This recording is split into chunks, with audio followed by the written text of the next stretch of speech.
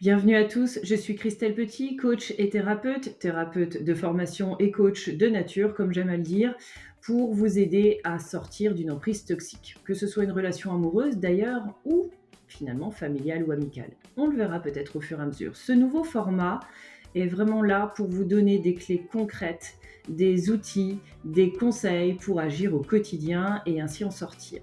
Je vais vraiment vous partager tout ce que je partage avec mes élèves au quotidien. L'idée, c'est de vous entraîner, de le faire encore et encore. Aujourd'hui, je vais vous expliquer comment fonctionne une partie de votre cerveau, deux parties de votre cerveau et comment ça va changer les choses dans votre quotidien. Alors prenez votre petit café ou votre thé, installez-vous confortablement, c'est parti.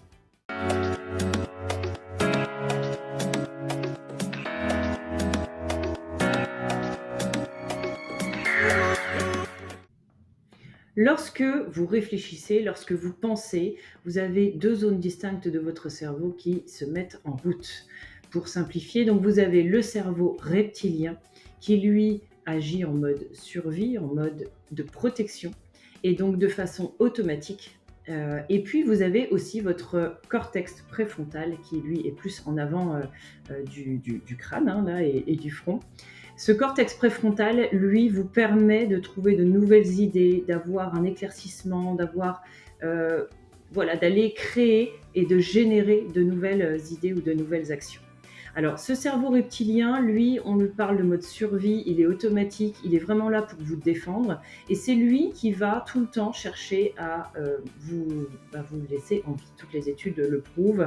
On a fait plein d'études sur les animaux, mais aussi sur les humains et les adultes, tout simplement. Lorsque vous avez peur d'être abandonné, lorsque vous avez cette peur d'être rejeté, alors elle peut être à outrance parce qu'il y a eu un traumatisme, mais de base, tout être humain ressent le besoin d'être accepté par la communauté. Lorsque nous étions des chasseurs-cueilleurs, il était impossible de survivre seul. On ne pouvait pas aller chasser seul, sinon on pouvait se faire dévorer par les animaux. On ne pouvait pas choisir seul, effectivement, ce qu'il y avait de bon ou mauvais à cueillir. Ça prenait beaucoup plus de temps. Donc pour notre sécurité et notre survie, nous devions toujours vivre en groupe. Et aujourd'hui, cette notion-là, elle est toujours présente dans notre cerveau, dans notre cerveau. Et ça, on le ressent encore fortement. Donc notre cerveau va toujours faire en sorte de faire partie d'un groupe, faire partie d'une communauté, ne jamais être abandonné. Et pourtant, aujourd'hui, on peut se débrouiller seul, on peut aller au magasin, on va pouvoir survivre seul, même sur de longues périodes. Donc vous voyez que le danger n'est plus le même. Or, ce cerveau reptilien a toujours ce même fonctionnement. Donc ce mode survie, c'est un fonctionnement de notre organisme qui n'est pas seulement mental, parce que lorsque le mental donne ces signaux comme ça à votre corps, il va aller activer le système sympathique, le système nerveux sympathique. Donc vraiment tout ce qui est, j'ai envie de dire, réel, factuel dans votre corps, physiquement, chimiquement, dans votre corps. Comment ça se passe ? Le message est envoyé de par ce cerveau reptilien qui dit « Ouh, attention, danger, danger, danger ». Donc ce signal hormonal est envoyé au niveau du cerveau, des connexions neuronales vont se faire et vont permettre de générer d'autres substances chimiques, des hormones, l'hormone de l'adrénaline, d'autres hormones comme ça en survie qui vont venir activer ce système sympathique. Alors ce système nerveux sympathique, il va provoquer quoi ? Il va provoquer une accélération du rythme cardiaque. Pourquoi ? Parce que nous avons besoin beaucoup plus d'oxygène pour pouvoir aller combattre le danger, alors, combattre ou fuir. Hein. Pour courir, il va falloir avoir des muscles, avoir de l'énergie et surtout apporter cet oxygène à tous vos organes nécessaires à votre survie. Il va aussi augmenter donc la dilatation des pupilles. Et oui, quand vous êtes face à un ours, que vous devez ou fuir ou vous défendre, et vous devez être en alerte optimale. Il va donc mettre tout votre système physique, finalement, en bon état de marche pour pouvoir vraiment sauver votre peau. D'accord ? Donc le cœur qui bat plus vite, le cœur qui bat plus fort. Par contre, la digestion, elle est réduite. Hein. Tu n'as pas tellement besoin de digérer à ce moment-là. Et donc, c'est tout ce stress qui est positif. Parce qu'un stress comme celui-ci va nous permettre de ne pas réfléchir, d'aller droit au but, soit de combattre et de résoudre le problème, soit de fuir. On a même finalement un troisième état, vous le connaissez peut-être, c'est voilà, le côté être figé. En premier lieu, en général, on est figé. Pourquoi? Parce que ce prédateur en face de nous peut très bien ne pas nous voir. Et donc, on peut éviter le danger comme ça. Donc, se figer, se paralyser, fuir ou combattre, ça va être seulement ces 3 notions-là qui vont être importantes lorsque le cerveau reptilien se met en marche. Sachez qu'il est en marche tout le temps. C'est-à-dire qu'il va toujours être le premier à se mettre finalement en marche pour vous défendre, pour vous trouver des solutions. Il faut que vous sachiez aussi que ce cerveau reptilien ne peut pas être, et en tout cas ce système nerveux sympathique, ne peut pas être activé comme ça 24 heures sur 24. Or, c'est bien souvent ce qui se produit lorsque vous êtes dans cette relation toxique ou dans toute autre situation difficile pour vous dans votre vie, où ok, c'est pas 24 heures sur 24, mais c'est tellement fréquent dans la journée que votre corps est sans cesse en mode stress. Ça dégénère forcément beaucoup d'hormones de stress et on en devient addict. Addict comme une réelle drogue. C'est de la drogue naturelle, mais ça devient une drogue. Donc il y a déjà un format d'addiction. À mon avis, déjà dans notre génération, dans notre système de vie, on est déjà pas mal addict à ce genre d'hormones. Mais lorsque vous êtes sous le coup d'une personne qui vous manipule et qui génère ce stress, qui vient ensuite vous ramener un peu de calme pour pouvoir respirer, vous régénère du stress sans cesse, voilà, vous êtes pris dans un engrenage et dans une addiction. Lorsque le système sympathique se calme, c'est le système parasympathique qui vient prendre le relais et il est nécessaire. Aucun être vivant ne peut être physiquement 24 heures sur 24, seconde après seconde, dans ce mode de stress. C'est invivable, c'est vraiment pas... voilà, aucun être vivant ne survit à ça. Le système parasympathique, lui, donc à l'inverse du système sympathique, vient remettre le corps au calme. Donc le cœur se ralentit, tout ce système se calme pour que vos organes reprennent l'état naturel, leur fonctionnement. Et c'est dans ce système parasympathique, en mode calme, que votre digestion va se faire, que vous allez assimiler les bons aliments pour pouvoir garder les bonnes calories, garder les bons oligo-éléments nécessaires à votre vie, survie aussi d'ailleurs. Et puis c'est à ce moment-là, dans ce système parasympathique, que votre immunité va pouvoir se faire, se reconstruire, se construire. C'est jamais en période de stress où vos cellules vont se régénérer. Vous savez bien que votre peau, chaque cellule de votre corps en fait se régénère. D'où le fait d'être stressé très souvent engendre en général voilà, une vieillesse plus rapide parce que nos cellules ne se renouvellent pas normalement ou pas suffisamment. Et c'est là où on tombe le plus souvent malade puisque notre système immunitaire est mis à mal. Voilà, pour vous donner déjà le plan, enfin pas le plan, mais le tableau général, comment ça fonctionne en nous. Donc ce mental, le mental disons reptilien, est tellement automatique qu'il comprend que y a du danger partout, tout le temps et à chaque moment. Surtout quand il est instauré, programmé aussi par quelqu'un qui vous manipule. Et votre cortex préfrontal, lui, il va agir plutôt en mode parasympathique, comme je vous expliquais auparavant. Donc dans le mode calme, où la sérénité, la joie, l'amour, le calme intérieur va permettre à ce mental-là de pouvoir s'activer et puis vous laisser libre cours à de nouvelles pensées, à de nouveaux projets, à de nouvelles idées. On pourrait vraiment comparer ce cortex préfrontal à une vision très ouverte. Vous avez une vision à 360 degrés, pardon. Vous pouvez voir chaque détail, vous pouvez tout comprendre, vous êtes serein, éclairé, alors que le mental reptilien, lui, ce sont vraiment des œillères. Je vous ai dit tout à l'heure, c'est la survie avant tout. Donc il n'y a pas besoin de penser au lendemain, il n'y a pas besoin de réfléchir à qu'est-ce que je dois digérer ou pas, quelles sont les molécules que je dois garder ou pas. Non, c'est automatique, c'est hop, il y a un danger, qu'est-ce que je fais? Je me fiche, je cours, je me bats. Et là, il n'y a pas 36 000 secondes à passer à réfléchir, il faut absolument agir maintenant. Donc vous voyez, c'est vraiment le mode œillère. Donc lorsque vous êtes sans cesse dans le stress, dans l'angoisse, dans la peur, dans prétendre même à certains dangers à venir, eh bien vous avez des œillères comme ça. Donc vous ne pouvez pas avoir les bonnes idées, les meilleures idées. Maintenant qu'on a compris ce fonctionnement, ce système en nous, et qui est présent d'ailleurs chez tout le monde, on peut simplement résumer en 2 façons de penser. La façon de penser en mode survie mode reptilien, où là, les œillères sont là et il n'y a pas à réfléchir, il faut aller droit devant, même si c'est la mauvaise solution. Ou, eh bien, la solution éclairée, où le cortex préfrontal, lui, est activé et va vous permettre de trouver les meilleures solutions, les meilleures idées à tester dans votre plus grand intérêt. Aujourd'hui, je voudrais qu'on observe justement un cas concret d'une personne qui a réussi à transformer finalement ses pensées en mode reptilienne à des pensées en mode éclairé grâce au cortex préfrontal. Donc la clé, elle est là et je vous la donne. C'est de vous entraîner, de vous observer, d'observer vos pensées et de pouvoir les remplacer. Alors comment on fait ça? On s'observe déjà, comme je vous le disais juste avant, quelles sont mes pensées automatiques, comment je réagis habituellement, et puis je fais l'effort. Et il est juste là, c'est juste là le plus dur finalement, c'est de faire cet effort, de changer ses pensées. Alors on le fait en plusieurs étapes. La première, c'est de comprendre. Et c'est pour ça que j'essaye de vous donner le plus d'informations possible et on continuera dans ce sens-là. Deuxième étape, ça va être de faire le choix.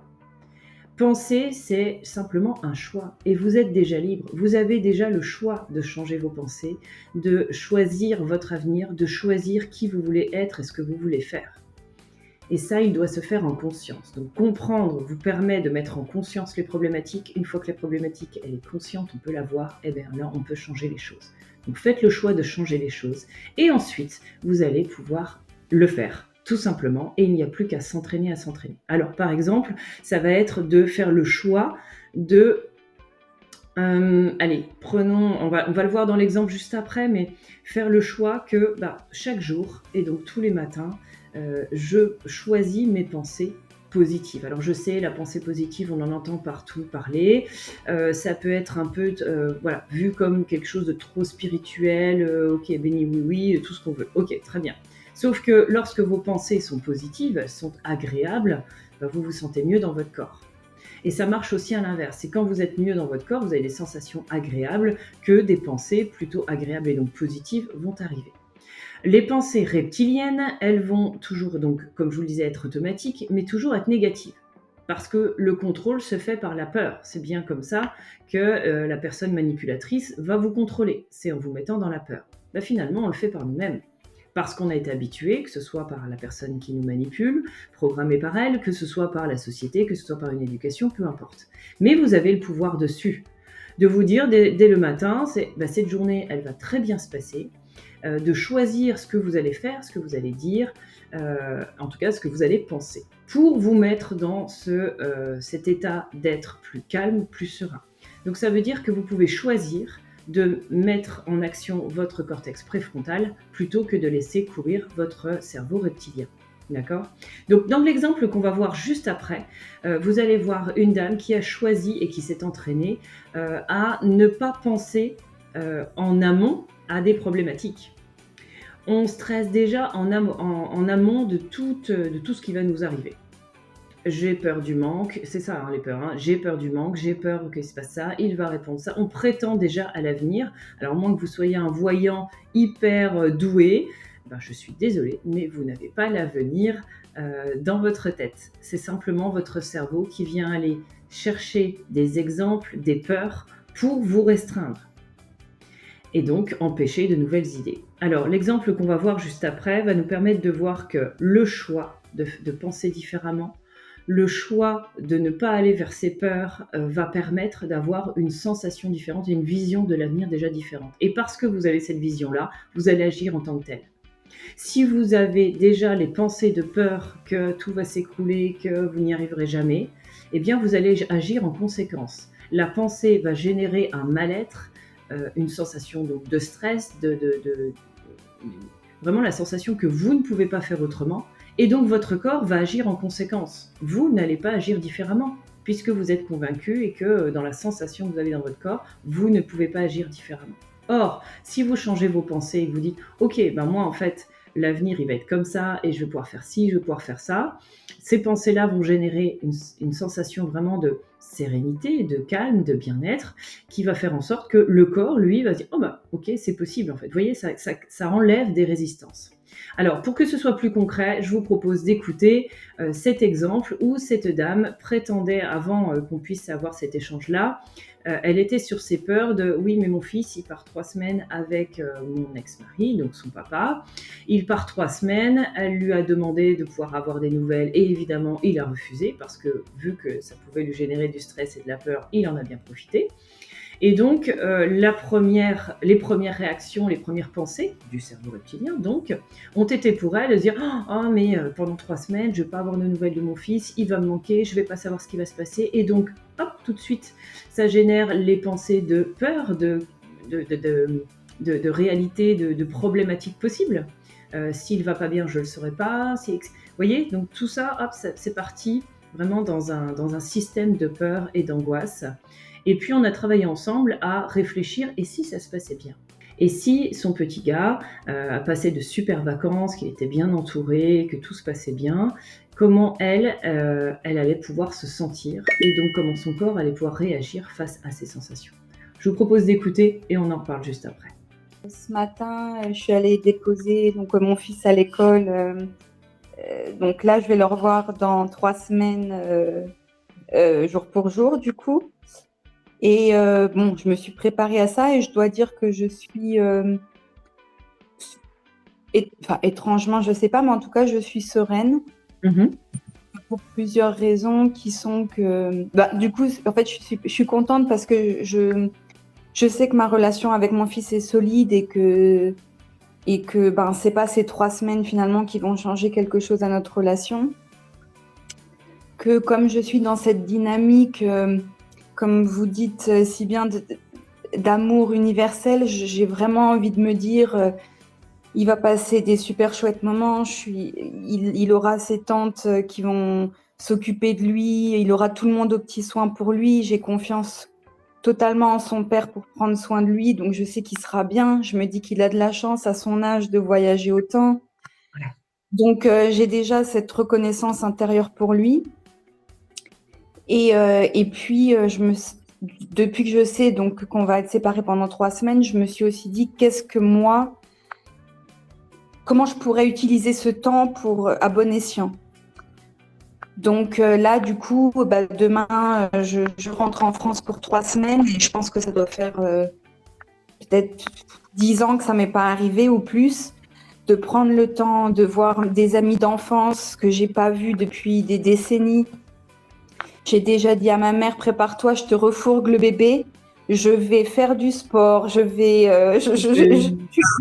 prépare-toi, tu vas être fatiguée, mais je te la refourgue un maximum. Et j'ai prévu des cours de yoga, de faire du sport, de faire du shopping, je vais chez le coiffeur, je porte plus ma tête. Enfin, vraiment, je vais vraiment utiliser ces 3 semaines pour me faire du bien.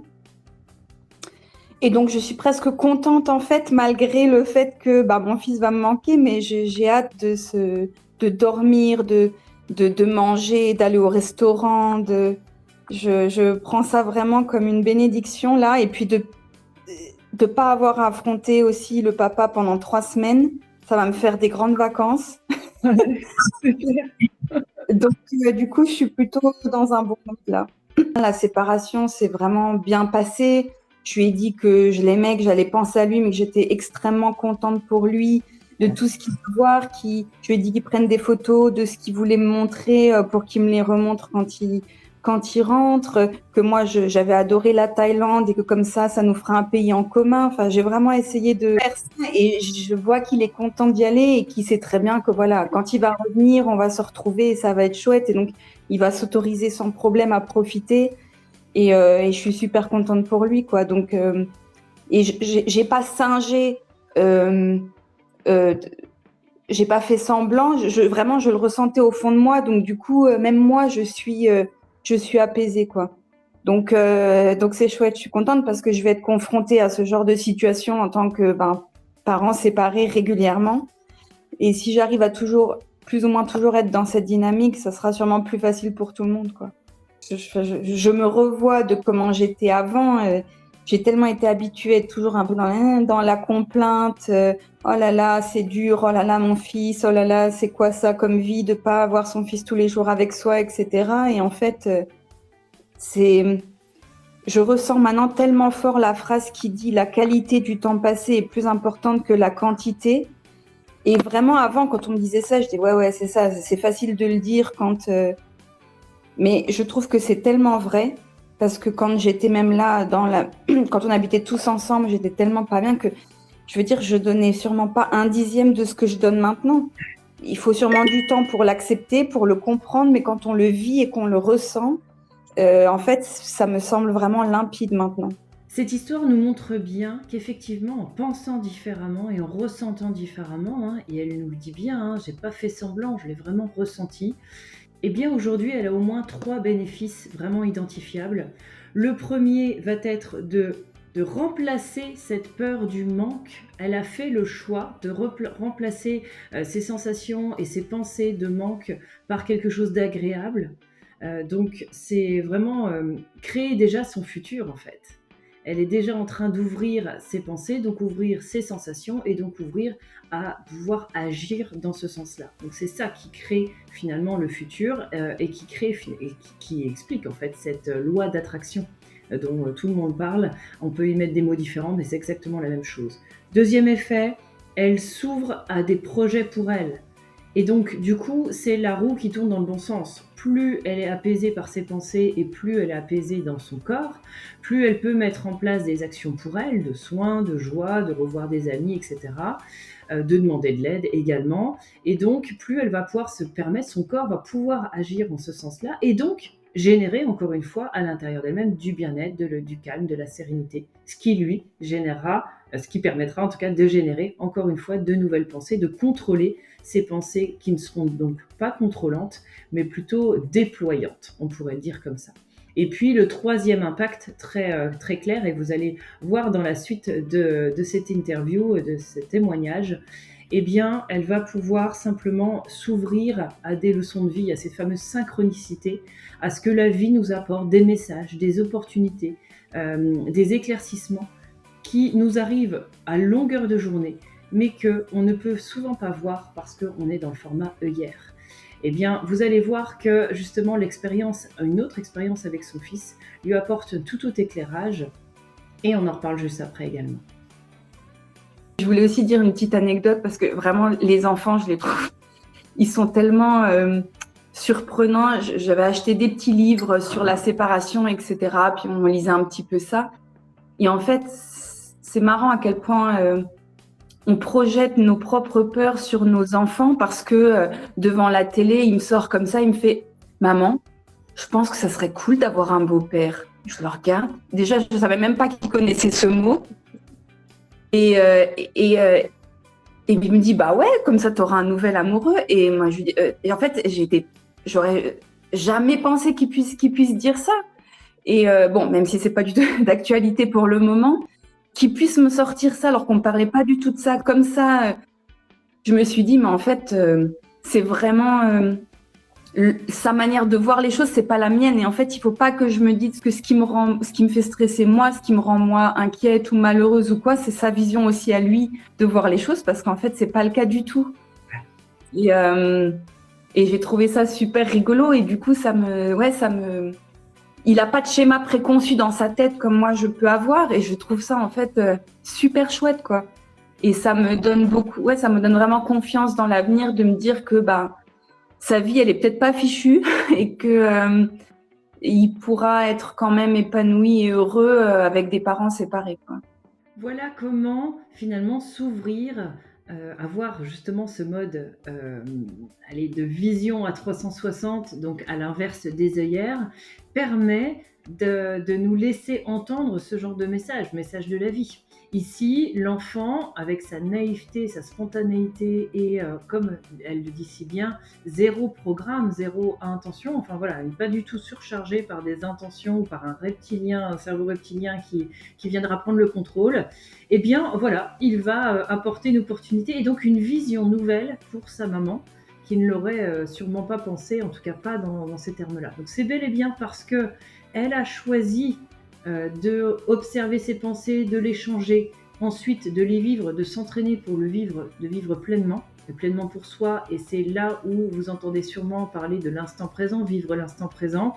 Eh bien c'est ça, déjà jour après jour, je choisis mes pensées, je choisis de mettre mon mental sur quelque chose de plus doux, plus calme, plus chouette pour l'avenir, ce qui engendre à l'intérieur de soi une sensation agréable, une paix, une certaine sérénité, et donc qui va lui permettre de mettre des actions en son sens.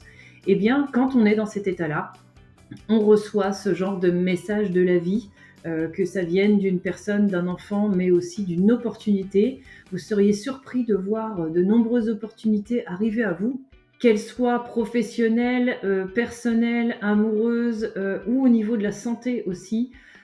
Observez bien tout ça. C'est toujours dans cet état donc parasympathique, de système nerveux au niveau parasympathique, de paix, de joie et de tranquillité, que vous allez pouvoir voir et recevoir ce genre de messages et d'opportunités. Voilà pour ce témoignage aujourd'hui. J'espère que vous avez appris de nouvelles choses. J'espère que ça va vous donner envie de tester ça. Si vous avez des questions, mettez-les en commentaire. D'autres commentaires, mettez-les en commentaire, tout simplement. Des questions même sur un autre sujet, n'hésitez pas et je ferai en sorte de pouvoir vous répondre sous ce format aussi. L'idée, c'est qu'on puisse interchanger ensemble, que vous puissiez avancer, que vous ayez des clés concrètes pour faire avancer vos projets et votre vie. Voilà, on est entre nous, on s'occupe pas du reste, simplement entre nous, on s'échange, on répond, et voilà tout. Je vous donne rendez-vous pour le prochain épisode. N'oubliez pas de vous abonner évidemment et de mettre la petite cloche pour être au courant. Je serai là pour vous répondre et pour partager ce temps avec vous. J'en suis ravie. Je vous souhaite une belle journée et à très bientôt. Bye bye.